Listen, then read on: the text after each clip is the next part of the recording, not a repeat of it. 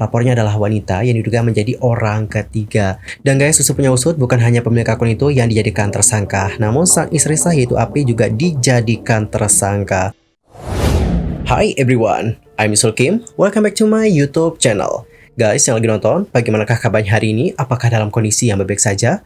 Atau mungkin ada dari teman-teman yang lagi dalam kondisi enggak baik aja nih? Entah itu karena lagi sakit, lagi galau, atau lagi banyak banget nih masalahnya. Apapun itu, tetap semangat ya guys, don't give up. Well, dalam video kali ini kita bakal bahas tentang sebuah kasus yang lagi rame banget diperbincangkan oleh netizen. Dan juga banyak menuai simpati publik. Jadi guys, ada seorang istri sah yang berinisial Api, yang mana dia itu kayak ditahan usai membongkar tentang bagaimana perselingkuhan sang suami. Wah, kok bisa ya? Lantas apa yang terjadi? Yuk mari kita kulik bareng-bareng. Kasus dari saudari AP bermula dari unggahan media sosial AP pada tahun 2023 yang menuding bahwa sang suami yaitu MHA yang merupakan dokter TNI AD berselingkuh. Nah, suaminya tersebut menurut AP telah berselingkuh dengan 5 wanita nih guys. Di mana salah satunya adalah diduga dengan seorang anak petinggi kepolisian. Kemudian dia pun melaporkan hal ini ke Pomdam Udayana. Setelah melalui proses pengadilan, akhirnya suaminya dijatuhi hukuman 8 bulan penjara. Suaminya dianggap melakukan penelantaran istri dan juga anak, dan juga melakukan kekerasan psikis. Dalam barang bukti yang juga diajukan ke pengadilan, itu juga terdapat beberapa chat dan juga foto dugaan perselingkuhan sang suami dengan wanita lain. Dan masalah ini itu lantas menjadi viral ketika dia mengunggah lagi ke akun Instagram @ayoberanilaporkan6. Yang menjadi masalah adalah bagaimana unggahan di akun tersebut, termasuk mengunggah foto dari orang ataupun wanita yang diduga menjadi selingkuhan sang suami. Dan pada akhirnya, pemilik akun @ayoberanilaporkan6 itu dilaporkan ke Polresta Denpasar. Pelapornya adalah wanita yang diduga menjadi orang ketiga. Dan guys, usut punya usut, bukan hanya pemilik akun itu yang dijadikan tersangka, namun sang istri sah yaitu Api juga dijadikan tersangka. Kabid Humas Polda Bali, yakni Kombes Pol Jensen Abitos Panjaitan menjelaskan bahwa Api disangkakan pasal 48 ayat 1, jangto pasal 32 ayat 1 Undang-Undang ITE, jangto dengan pasal 55 ayat 1 KUHP. Dan pada Kamis tanggal 4 April 2024 sekitar pukul 12.00 waktu Indonesia Tengah, Api ditangkap di SPBU Jalan Transyogi, Cibubur, Jawa Barat oleh Polresta Denpasar. Penangkapan Api lantas menuai kontroversi dari berbagai elemen masyarakat akibat laporannya kepada instansi terkait atas dugaan perselingkuhan dan juga perzinahan suaminya.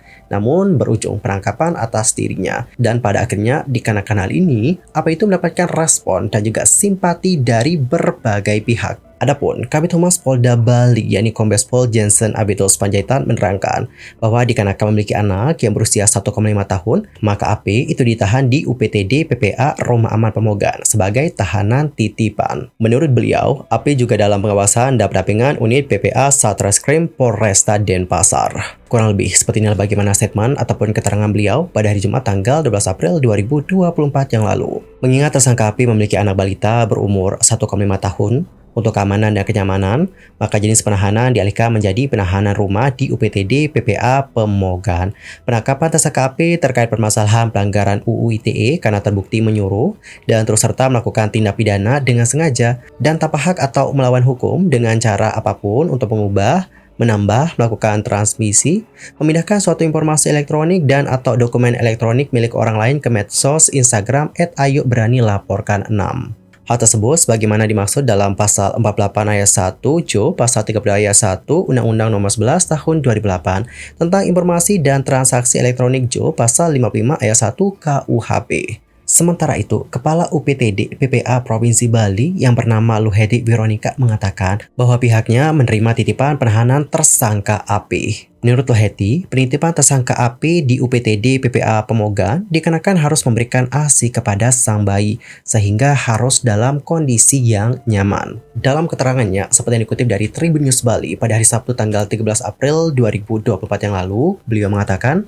kami dari UPTD hanya menerima titipan penahanan dari Polresta Denpasar, dikarenakan kondisi anak tersangka masih memerlukan ASI. Lebih lanjut, Luhedi menyampaikan nih guys, bahwa tersangka dan bayinya itu berada di rumah aman UPTD PPA sejak tanggal 9 April 2024 lalu. Dan sebagaimana Undang-Undang Perlindungan Anak, sang anak memiliki hak untuk bertumbuh kembang. Sementara itu, penahanan AP di UPTD PPA Bali, kata beliau, juga dalam pengawasan kok dan pendampingan PPA Satreskrim Polresta Denpasar. Oleh karena itulah, menurut Tuheti, pihaknya terus berkoordinasi dengan Polresta Denpasar untuk tindakan lebih lanjut. Beliau lantas mengatakan, sampai saat ini kami menunggu koordinasi dengan Polresta Denpasar untuk lebih lanjutnya.